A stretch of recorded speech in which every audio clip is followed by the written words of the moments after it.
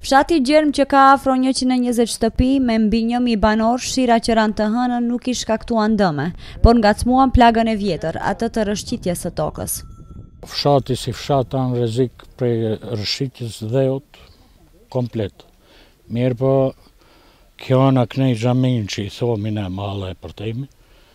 kjo është ma rrezik sepse ka plasaritje shumë më të hershme, edhe çdo lëvizje, çdo shi që bje, gjithmonë kjo tokë lëvizën. Ndërkaq, kryetaria e komunës Teuta Arifi, e cila i printe një delegacioni të përbërë edhe nga përfaqësues të UNDP-s dhe Ministrisë së Transportit, tha se vlerësimin e gjendjes së shpejti do ta bëjnë edhe ekspertë të Bashkimit Evropian. Që sot në mëngjes, do me thënë, kanë filluar inspektimin për dëmet, tani flasim për dëmet infrastrukturore. Normalisht që dje Komisioni Evropian solli vendim me cilin përcaktoi që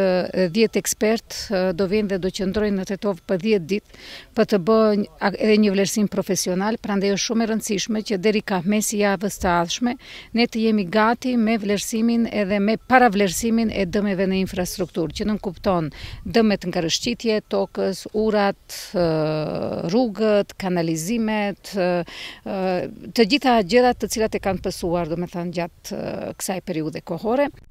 Në Gjerm thonë se as që ju shkon mendja të maten me vendbanimet e tjera që pësuan nga vërshimet, po kërkojnë që edhe ata të mos harohen, sepse çdo shi që bie, ata gjumin nuk e bëjnë rehat.